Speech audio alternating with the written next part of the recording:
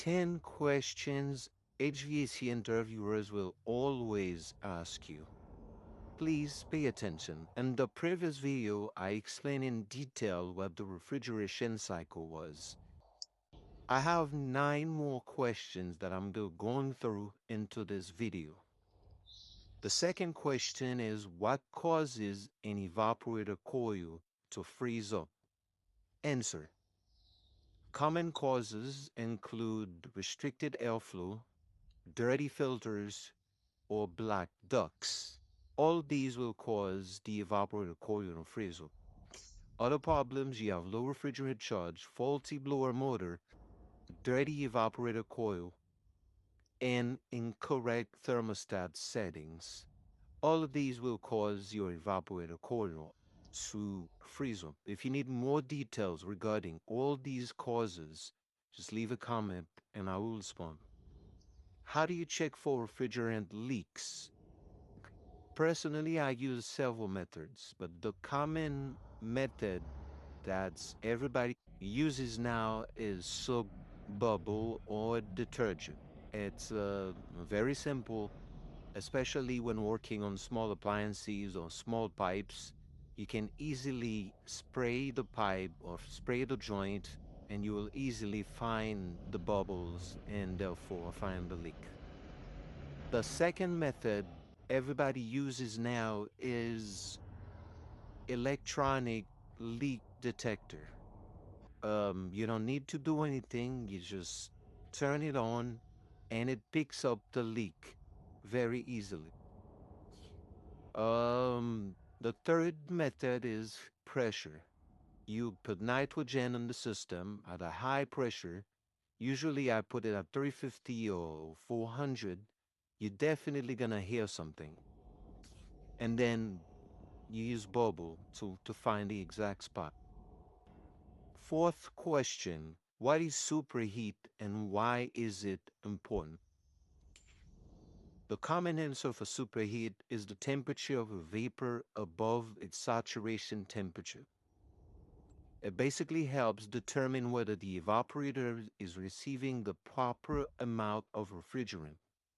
And it also ensures liquid refrigerant does not return to the compressor, which could damage it. Now, what is subcooling? Answer. Subcooling is the amount of a liquid refrigerant is cooled below its saturation temperature. It is used to verify proper refrigerant charge in systems that use a TXV, a thermostatic expansion valve. Sixth question. A customer says their air conditioner is running but not cooling. What would you check first? Usually when customer says their unit is running, it's usually the blower is blowing air inside, but not cool air. All right? Like the evaporator is working, but it's not blowing cold. So what would you check first? The first thing I would check would be the thermostat. See the thermostat operation setting. Let's say the room is 70 degrees and the thermostat is set at 75 degrees. The outside unit will never turn. So it will never blow cold air. The customer will tell you it's blowing, but it's not blowing air. Okay, so thermostat is the first. Second thing you check your air filter and airflow. Okay. Third thing, I would inspect the outdoor condenser, see if it's running, if power is going to it. A fourth thing I would check would be pressures. Check your refrigerant pressures, high pressure, discharge pressure, suction pressure. Then you would check temperature across the evaporator. See what your evaporator is blowing. Okay. So test electrical components such as capacitors and contactors. Those are basic things that you need to go through one by one to see why the evaporator is not blowing cold air. A seventh question that they will always ask you, what safety precautions do you follow? Simple. You would lock out and tag out electrical equipment when necessary. Always wear proper PPE. Verify power is off before servicing electrical components. And handle refrigerants answer according to EPA. R22 is being phased out because of its ozone depleting. Eighth questions. Explain the difference between R22 and 410A. R22 is being phased out because of its ozone depleting properties. And 410A operates at high pressures and does not deplete the ozone layer. Equipment designed for R22 cannot simply be charged with 410A because the systems are built differently.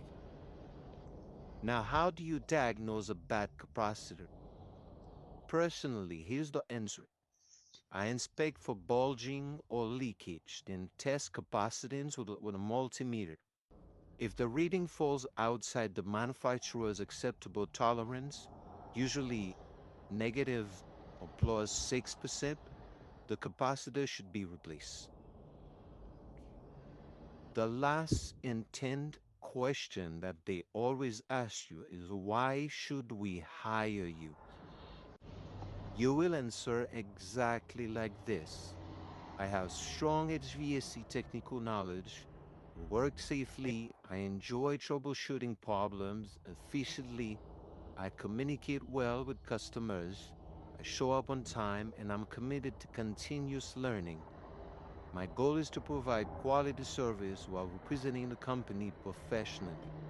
I guarantee you, if you answer the questions exactly like this, they will definitely hire you. Now, here's 5 more tips for your interview.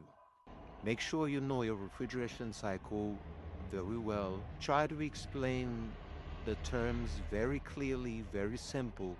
Therefore, you'll immediately demonstrate technical competence. Then emphasize safety before skill, okay? Make sure you know how to handle refrigerant. Make sure you always wear your PPE and make sure that you know how to use them. 3, share diagnostic thinking, not just answers. When asked a troubleshooting question, don't jump straight to the solution. Instead, walk through the process, gather information from the customer, check thermostat settings, verify power supply, measure pressures and temperature, test components systematically. Interviewers want to see how you think, not just what you know. Then prepare customer service examples. Even commercial and industrial HVAC technicians interact with customers. Have a story ready about handling a difficult customer, explaining a repair clearly, managing an emergency call, going above and beyond to solve a problem. Ask questions that make you sound like a professional. How do you measure success for technicians in the first 90 days? What type of systems will I work on most often? How is ongoing training handled? Those questions signal that you focus on growth and performance. Thank you all for watching. If you enjoyed the video, please leave a like, a follow, and comment, and I will see you in the next one.